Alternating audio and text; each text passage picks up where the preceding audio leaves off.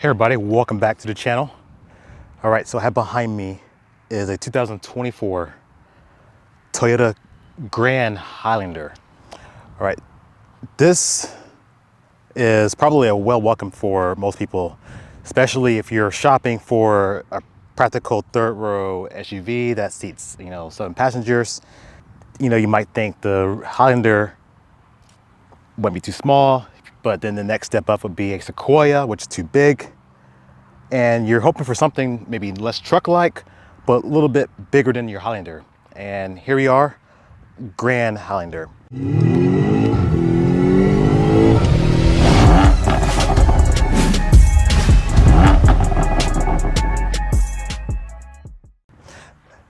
Now, these vehicles can seat up to 8 people, depends on the configuration. You can get the captain seats, which would be like obviously a 7 passenger. And then if you want the bench across the second row, it can do 8 people. Now, the exterior color of this one is called Blueprint. And the trim, this is one of the higher trims, is called this is a platinum trim. Now these Grand Highlanders come in several different flavors. And I highly recommend going to your Toyota website and browsing and seeing basically what fits your needs and your budget, because you can get anything from front wheel drive to all-wheel drive, hybrid, non-hybrid, and then you go to a max, which is your high performance or more power, but you can mix that up with different trim. So highly recommend doing that. Obviously from the outside you get this is a platinum, so it's no shortage of any features. You got the LED headlights, LED fog lights, parking sensors all around. You get the Toyota Safety Suite 3.0, which you get your 4 collision warning, lane departure warning, things like that. That's all going to be in the Safety Suite. You get a 360 camera, which is part of the platinum trim. But let's not waste time, because I know most people here aren't wanting to see the specs. Let's just get right to the meat and potatoes and check out the interior space, because most likely you're clicking in this video and you probably want your social media videos. You don't want to care about the horsepower and everything else, which we're going to cover that. But in the video, I'm going to show you the interior space. I'm going to show you what it's like to fit a car seat, a rear-facing car seat, a forward-facing car seat. Can you put a car seat in the second row? How does an adult fit in the second row? I'm 5'8". I should be able to jump in that third row. I'm going to show you, but let's go and get to it. Here's your key right here. You get your lock, unlock, obviously your power hatch and the panic. So lock, unlock, and then of course your power hatch. And we're going to cover this because this can go up to 97.5 cubic feet once you fold all seats. Let's see if I can close it from the remote. Perfect, it closes from the remote. Let's check it out and see if it does a kick to open.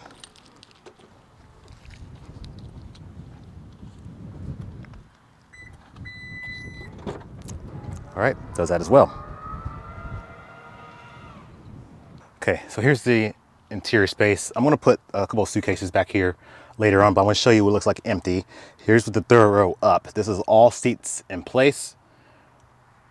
Not too bad, like I said, I could probably put a nice carry-on, maybe a stroller, maybe sitting upright for your errands, your day-to-day needs.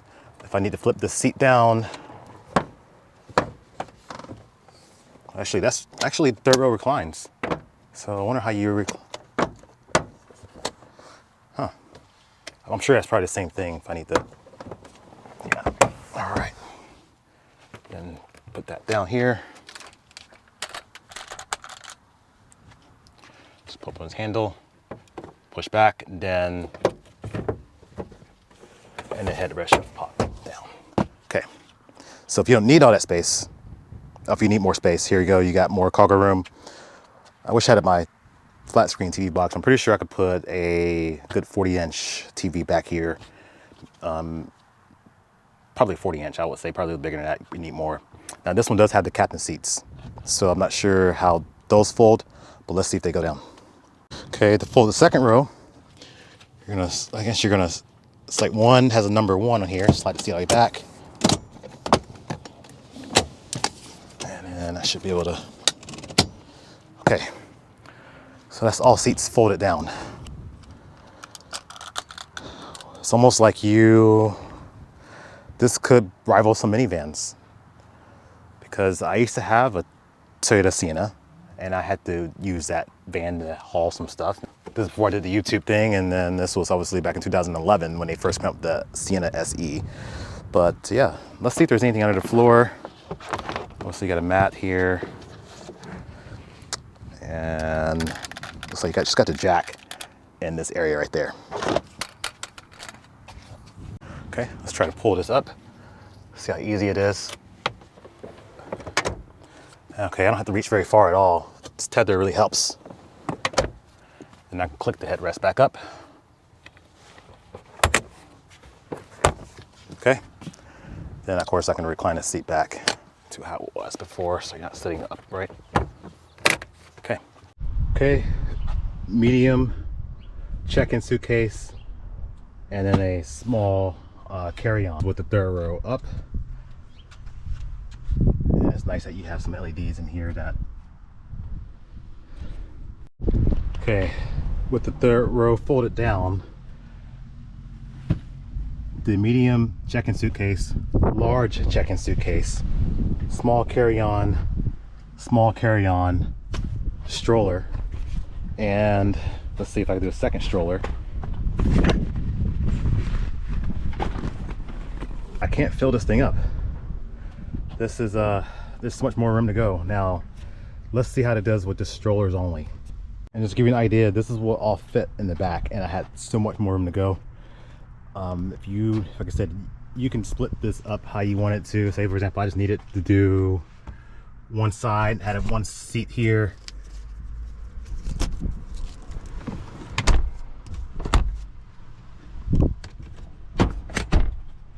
Then I could stack up here and then come around this way, and I could eventually have 1, 2, 3, 4, 5 seats in there and comfortably, and be able to travel without having to do a roof box. Then of course, 1, 2 small suitcases, carry on. I tried to do a stroller on top.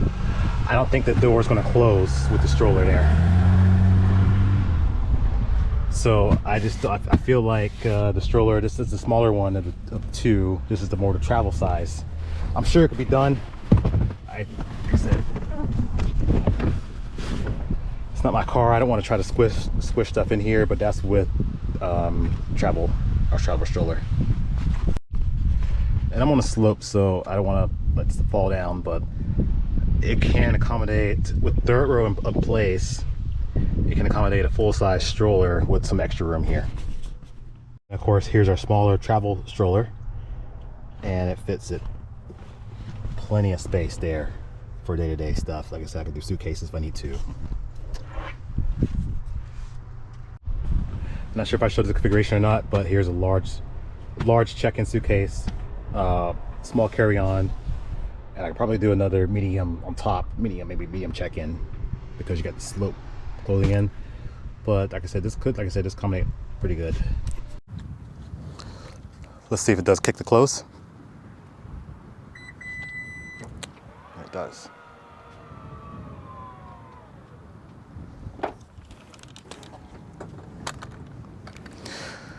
All right, rear styling. Rear styling, I see a lot. I don't see a lot of the Highlander itself in the rear. I see more RAV4, but bigger RAV4 in the rear. These taillights just what gives me that RAV4 like vibes. I don't know why Toyota's doing the rear wiper back on the glass. At one point, you know, I know they did it, especially with the Sienna, they tuck it underneath the spoiler. I prefer that way. It just gives it a nice clean look, plus it keeps the wiper from just getting dirty, minimize the chance of scratching your glass, because the dirt's not going to just accumulate here, you're just going to be more like falling down.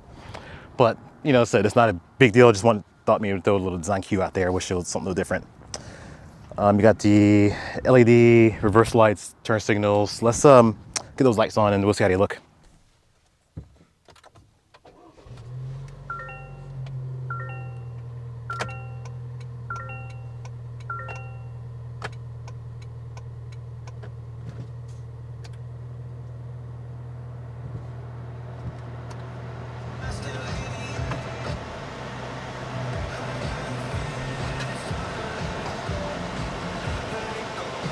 All right, let's do the turn signal, mirror, let's do the horn check.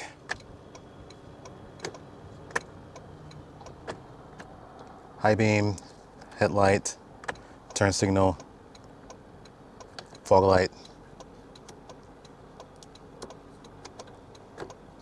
and the horn check. Pretty good sounding horn. Okay, to get into the car, obviously I showed you the keyless entry, but there's a little divot here on a door handle. Touch locks. Let's see what that was telling me. What's that message? Oh, vehicle exit, just be careful. And then you can also have the rear door, and to open the door, to unlock the door, you can just touch behind the door handle, which would then unlock the door. And that's on all 4 doors, which makes it handy, especially if you're trying to put the child in the back and you don't have to like unlock the front, take your key out of your pocket. It's perfect there. So let's check out the front seat room to see what we got. Okay, so front seat room. Sitting here, like I said, on 5'8". Let's see here. Got your seat controls, power lumbar, height adjustment, and you have your, it's a manual telescopic steering wheel. Let's see if it telescopes. It does telescope. You got a pretty good armrest. See in here, if I shut the door, yeah, I feel pretty good in here. And let's go over some of the buttons, some of the things inside of the car. Actually, let's check out the back seat real quick before we do that. Okay, back seat is huge. I can tell you right now, it is huge. But sitting back here, I'm sitting like where I would normally drive, my seat position. And then, is there a way to, no, I can recline. I can sit up. Got armrests here on this side. Pretty good position. There's a panoramic sunroof. There's obviously air vents back here. I like the fact that the air vents are on top as opposed to being here in the center, especially you have a rear facing child seat. You have airflow directly on your child because like I said, the rear facing seat, you're facing away from the air, and it's nice that they'll be able to get some airflow, especially from the top as opposed to where the seat back is blocking them out.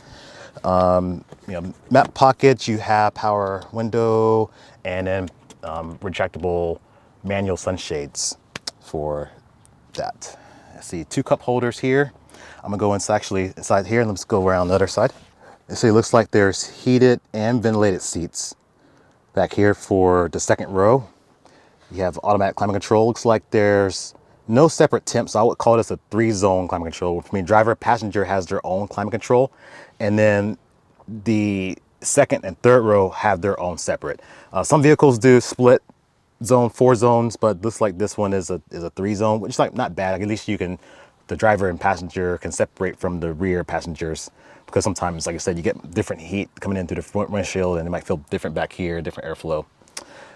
2 USB-C ports, and let's see, I think that's it for, yeah, that's all you have. Oh, and you have a domestic outlet here, and this back here is like it's 120 volt AC, and it's like a water cup here, and that's all you have. Now I'm gonna climb into the third row. It's pretty simple, just pulling this lever up, and I can step in. Have a step right there that I can jump right into the back, and then I should be able to pull this seat back into position.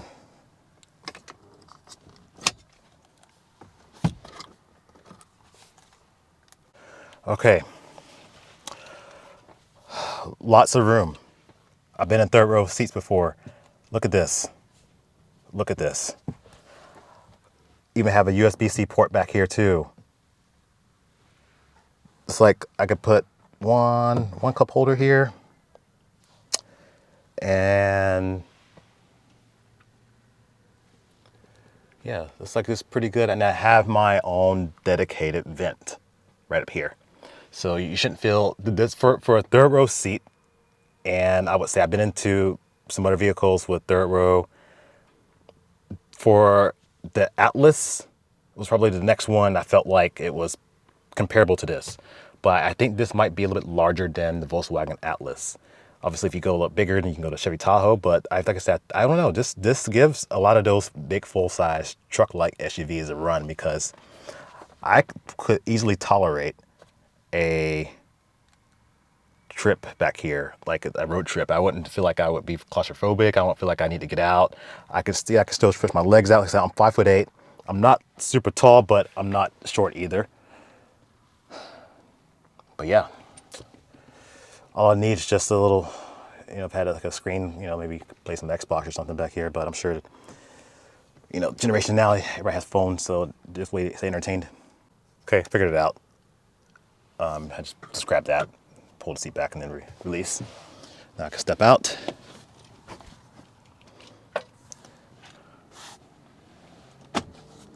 And then I can push the seat back.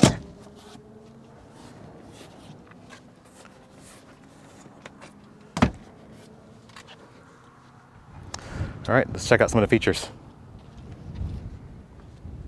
Okay, so coming into the driver's seat, you got your memory seats, you have power windows. So I was walking to the back. It's all superficial stuff. Also, you got power folding mirrors. And then you have auto mode, where you can set the mirror to fold automatically when you lock the vehicle. Okay, ashtray. And this goes without mentioning, there's blind spot monitor and heated mirrors. And then the heated mirrors are activated once you turn on your rear defroster, which is right there. You have obviously hood release, gas release. There's a knee airbag. You have your auto high beam button. You have a heated steering wheel, and obviously a button to open the hatch. Automatic headlights, fog lights. You have rain sensing wipers. And over here in the steering wheel, you have adaptive cruise control, which means it's going to set and follow distance in front of you. So it's a car in front of you that slows down, this car will slow down. And then once the car changes lanes and get out of your way, then you can resume your speed of 80 miles an hour, whatever you want. Obviously, you change your distance, how close you want it to follow when you're in adaptive mode. And then I think there's a way you can switch between traditional cruise control and adaptive. Voice controls, volume controls, phone controls here. And then you have obviously paddle shifters if you desire. Okay, heated ventilated seats, driver and passenger. There's obviously defroster, and this is heated windshield. So if you're driving in cold weather, this would, like freezing weather, like freezing rain or snow, this heats the areas where the wipers rest, and it keeps it warm, so it minimizes any chance of ice buildup on the blades. So this is separate from using this. You have the rear climate, you can set that off separately. So if you're just by yourself and you don't need to turn the rear climate on, you can have that separate. And obviously if you adjust it, you can do it to the menu. USB-C, obviously push button start, 2 cup holders, electronic parking brake, button to turn off the auto start stop, traction control, and then you have sort of like terrain response you can just use for normal mode, or if you're in rock dirt mode, or if you're in mud and sand, you can change the modes appropriately. And there's a snow mode and hill descent control, and sport mode, eco mode if you want to save more fuel. Actually, you have 2 USB-C. This looks like a higher power USB, and then there's another USB port there. And then you have a little area here in the glove box. See, the glove box is damp, nice.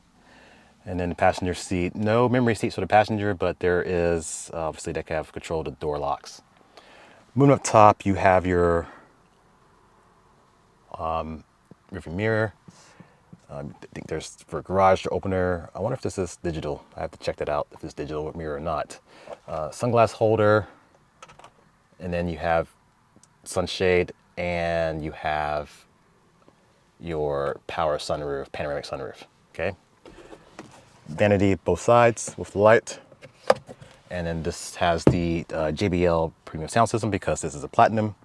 And then let's get this thing started. So put in the brake, press start button, the keys in my pocket, and the vehicle comes to life.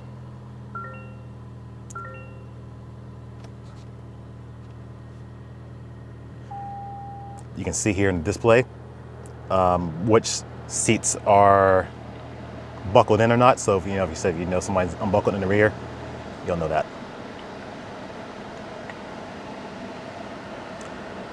see here, if I go through your menu, there's touchscreen. There's obviously there's a climate menu, there's navigation. I'm sure there's Apple CarPlay, Android Auto. Let's see, let me get this AC turned down. Like I said, you can turn it, you can sync it if you need to. Right there, passenger, sync. Then that matches up both sides here. And the way you adjust the climate is through this knob right there. All right. Let's check the backup camera out. Let me shut the door. Okay, we got a 360 camera. And then we have, yep, movable guidelines or trajectory markers, so you know exactly where you're going. Let's see, there's change of view of the camera. You can get rid of the trajectory lines, or you can configure how you want them to be. It looks like this button here, I'm not going to press it because it's a new car, but it looks like you have an option to, looks like it washes the rear glass and it washes the rear camera. Sort of like, I know Range Rover's been doing that for a while, but it looks like they're starting to see it on other cars. And let's see, you have your auto hold. So if I'm in drive, and let's say I don't want to be hold my foot in the brake, I'm going to drive through or something like that, and I'm like, I want to rest my foot in the brake the whole time. Let's press that, which my seatbelt has to be buckled. But by pressing this, now auto hold is engaged. So you can see here, drive is still selected, hold is engaged. My foot is removed from the brake pedal, and the car is still holding itself. So like I said, extended drive-throughs, red lights, the brake lights still stay, or they remain active during this process, and it will stay like this for a long time until like I say, if I unbuckle my seatbelt, open the door, the car will most likely will auto shift or put itself into out of park or something like that. But that's a safety thing, just to prevent people from jumping out of the car. Let's see if this mirror is digital. Let's check this out. It is. So you got a digital rearview mirror. So the rearview mirror is like a camera, because you see it, my hand's not reflecting all this. So digital rearview mirror, and then you can adjust, obviously, your home link. It shows you that on the screen. You can adjust the brightness and darkness on here. And then you can open your panoramic sunroof.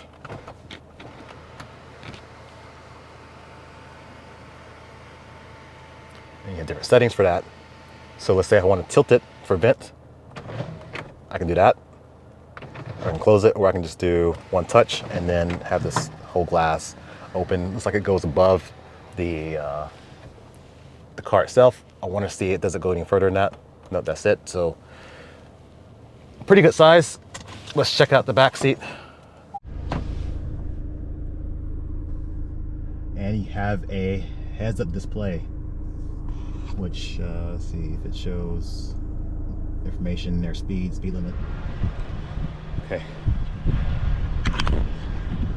So sunroof up here, you see how it goes up. And let's show the car seat. So this is a rear-facing car seat. You can see how much room there is. The seat did not have to go any forward. It stayed right where it is. I moved this rear seat back. You can see that there's still plenty of room to sit behind in the second row. So you could definitely put 2, 3 across in this configuration, or like I said, depending on how you set this up. Now I want to see if this car seat, obviously we know if it's rear, it obviously would fit forward facing, but let's check and see how it would fit in the third row, if it's possible. All right, now this is something surprising. The car seat fit right here in third row. I didn't change a thing as far as the seat. I didn't move that seat back, or I didn't move it forward. I left it exactly where it was when the seat was here. And look at this. The car seat fits right there. And like I said, I'm touching it. I could probably move the seat up with just a tad, like a hair. But if I needed, if I had, you know, like I said, you know, 2 or 3 kids and car seats, easy. I probably have the forward facing here, and have that one forward facing, the older child back here, and then have the rear facing in here where I can easily assess and get in there without having to climb inside. But wow, I'm impressed. I'm really impressed with this. Like I said, the view from the sunroof, you're still good. Like I said, this is what I'm talking about when you have vents back here. They blow on top, you know. All right, so remember I talked about there's different engines, powertrains. So front wheel drive, and all wheel drive is an option. When you're talking about as far as engine power, this particular one is a platinum non-hybrid. So you have it's a gasoline turbo 4-cylinder engine, 265 horsepower at 6,000 RPM, 310 pound-feet of torque. So a lot of decent torque from this. Horsepower is okay, acceptable for this vehicle, but the torque of 310, you're gonna feel like it's enough around town. And then of course your fuel mileage for these is going to be, I got to say it was, I had to look this back up again, but I want to say it was 20 city, 26 highway. If I'm wrong, I'm going to put, well, either way, I'm going to put the correct one here in the screen.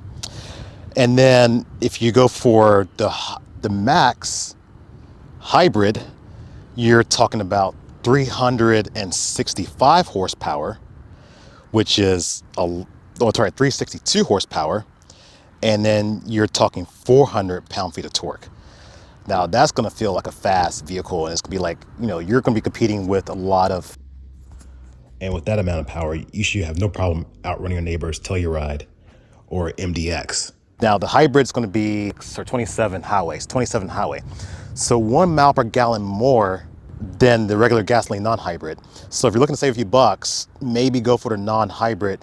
The hybrid is going to benefit someone more that is going to be city driving. If your commute is primarily highway, the hybrid won't be for you because you're going to be using that engine more, and the fuel mileage on the highway is going to be near the same because the engine has to run more.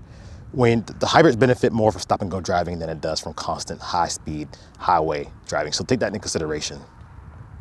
Now, there is a base engine in here if you're going for like the XLE. It's also a 4-cylinder engine.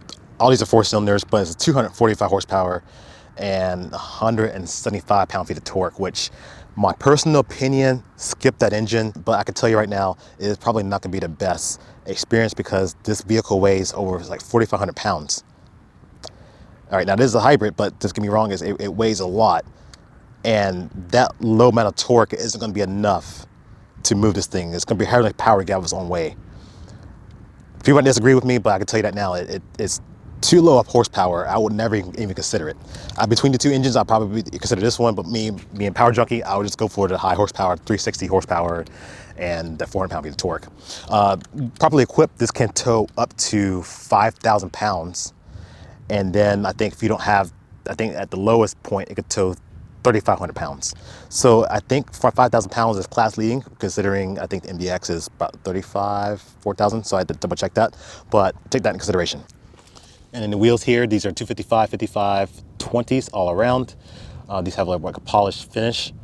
And of course there's different, like I said, there's different options and variations depending on your trim level. So definitely take a look at the website, contact your Toyota dealer, figure out which one works for you, and just go from there. If you found the review helpful, give me a thumbs up, and subscribe if you want to see more. I do a lot of car content, reviews, DIYs. I do, you know, celebration tests, all that kind of things. So like I said, if you want to just check my other videos out, you know, see what you like, and you know, and let me know what you think of this video in the comment. Thanks for watching.